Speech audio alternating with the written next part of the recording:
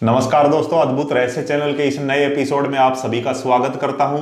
दोस्तों, आज हम बात करेंगे प्रधानमंत्री नरेंद्र मोदी के जीवन के कुछ अनछुए पहलुओं के ऊपर, क्योंकि हर इंसान की जिंदगी में कुछ पहलू ऐसे होते हैं जो दुनिया के सामने नहीं आते हैं। उन्हीं पहलुओं के ऊपर आज हम इस वीडियो के अंदर बात करने वाले हैं। उम्मीद करता हूं हर वीडियो की तरह ये वीडियो भी आपको पसंद आएगा। इसको लाइक और शेयर जरूर करना दोस्तों, और अगर आप नए हैं हमारे चैनल पे तो इसको सब्सक्राइब अभी कर लें, क्योंकि मैं रोजाना यहाँ पे ऐसे ही मिस्टीरियस वीडियो अपलोड करता रहता हूं। तो दोस्तों, वीडियो को शुरू करते हैं।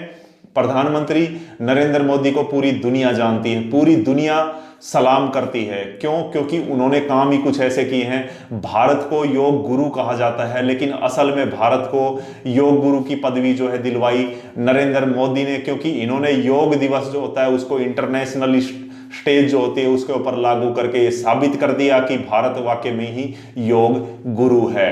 दोस्तों, आपको बता दें कि जब प्रधानमंत्री नरेंद्र मोदी की उम्र जिस समय 12 साल की थी, उस वक्त की एक बात है जब उनकी मदर ने एक साधु से ये पूछा था कि मेरे बेटे का भविष्य क्या होगा।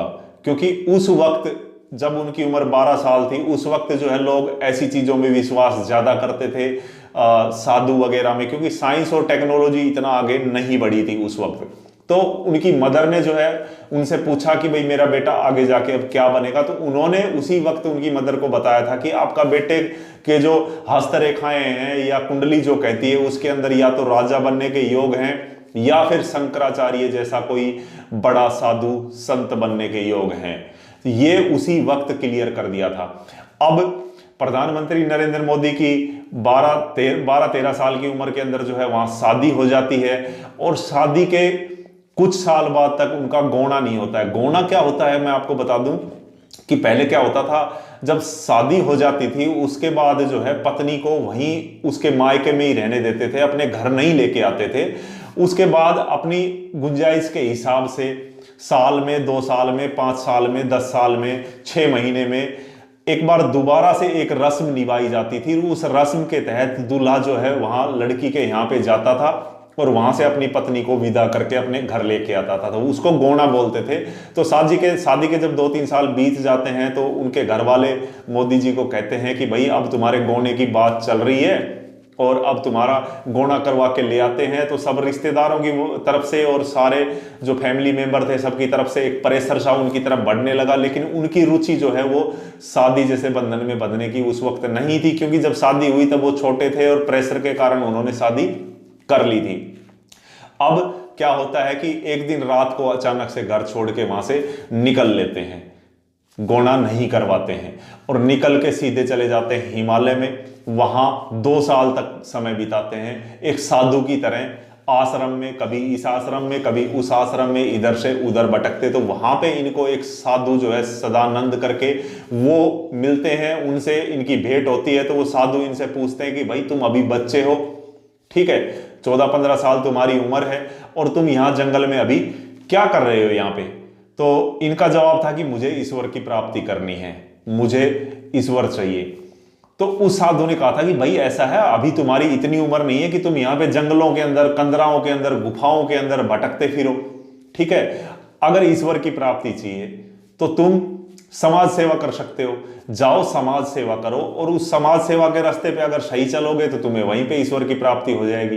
तो ये एक अनछुआ पहलू था नरेंद्र मोदी का, एक अनछुआ पहलू था कि वो 2 साल वहां पे जंगल में जाते हैं, वहां पे हिमालय में जाते हैं, वहां पे तप वगैरह करते हैं, वहां पे समय बिताते हैं साधुओं के साथ। बिल्कुल साधुओं जैसा बाना पहन लेते हैं। यहाँ पे आप फोटो में भी देख सकते हैं कि बिल्कुल उनकी ये रेयर पिक्चर्स हैं कुछ जो साधु के रूप में उन्होंने खिंचवाई थी। तो ये सब एक अनछुआ पहलू था उस वक्त का। दूसरा ये कि गौना नहीं करवाते हैं, शादी तो होगी लेकिन गौना करवा के नहीं लाते हैं, तो ये भी एक अनछुआ पहलू जो हो जाता है। कुछ पर्सनल सीक्रेट जो होते हैं ना किसी भी शख्स के, वो सब हो जाते हैं यहाँ पे। इसके अलावा दोस्तों, वो वहां से चल के यहाँ पे आ जाते हैं, अपने घर पे आ जाते हैं। जब साधु ने कहा कि भाई ऐसे ऐसे बात है और तुम समाज सेवा कर सकते हो, तो वहां पे आने के बाद कुछ साल ही अपने कुछ महीने जो है घर बिताते हैं। उसके बाद जो है आरएसएस जो एक संघ जो है उसके साथ ये जुड़ जाते हैं। वहां पे समाज सेवा करने की इन्होंने सोची, क्योंकि संघ जो है उस वक्त काफी पावरफुल है, होता था, आज भी पावरफुल है, लेकिन ये जो है समाज सेवा के रास्ते पे ज्यादा चलता था। तो वो उन्होंने संघ को ज्वाइन कर लिया और संघ को ज्वाइन करने के बाद ऐसे ही समाज सेवा करते करते इन्होंने जो है बीजेपी को ज्वाइन कर लिया, भारतीय जनता पार्टी को इन्होंने ज्वाइन कर लिया। और फिर धीरे धीरे इनका नेता का जो सफर होता है वो समाज सेवा का वो स्टार्ट होता है, एमएलए बनते हैं, फिर एमपी बनते हैं, ऐसे चीफ मिनिस्टर बनते हैं, फिर प्राइम मिनिस्टर तक का सफर उनका जो है पूरा हो जाता है। लेकिन यहाँ कहीं ना कहीं जो है इस दौरान इस बीच में एक और बात जो है वो बड़ी चर्चा में रहती है, काफी फेमस रहती है। सदन में जब बहस होती है नेताओं की या फिर टीवी चैनल के ऊपर, अभी तो फिलहाल शोर नहीं है इस बात का, लेकिन उस वक्त जो है बहुत चर्चा में रहती थी कि एक चाय वाला जो है प्राइम मिनिस्टर बन गया, यानी कि चाय से प्रधानमंत्री की कुर्सी पे पहुंच गया है एक चाय वाला।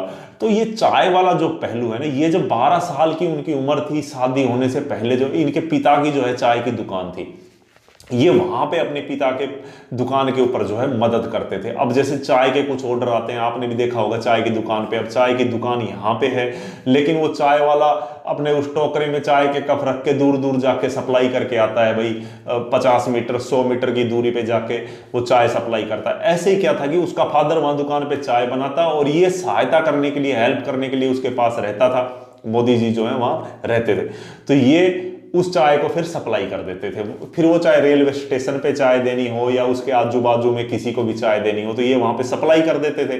तो ये एक इनका अनछुआ जिंदगी का पहलू था। तो इस वीडियो में दोस्तों इतना ही करते हैं, बाकी अगले वीडियो के अंदर थोड़ा और डिटेल के साथ फिर हाजिर होंगे।